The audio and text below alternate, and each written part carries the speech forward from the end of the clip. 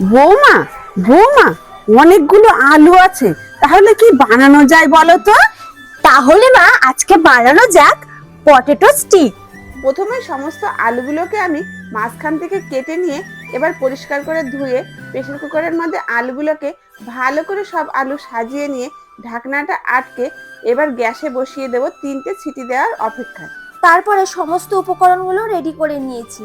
তারপরে গ্রেটারের সাহায্যে সেদ্ধ করে রাখা আলুগুলো একে একে সমস্ত আলুগুলো গ্রেট করে নিতে হবে। তারপরে ধনেপাতাটাকে চাকুর সাহায্যে কুচি করে নিতে হবে।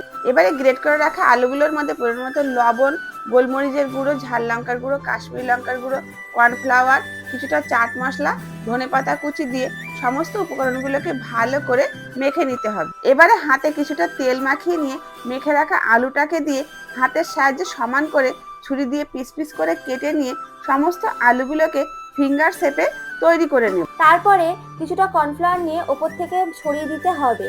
কড়াইতে পরিমাণ মতন সাদা তেল দিয়ে দিতে হবে। তেলটা ভালো মতন গরম হয়ে এলেই আমাদের বানিয়ে রাখা পটেটো স্টিকগুলো গরম তেলের মধ্যে ছেড়ে দিতে হবে। এপিট ওপিট করে ভালো করে ভেজে লালচে ভাব এলেই একটা পাত্রে তুলে নিতে হবে। বাস রেডি আমাদের পটেটো স্টিক। চলো এবার বৌমাকে একটু টেস্ট করানো যাক। কেমন, ভালো তো? ইয়াম্মি।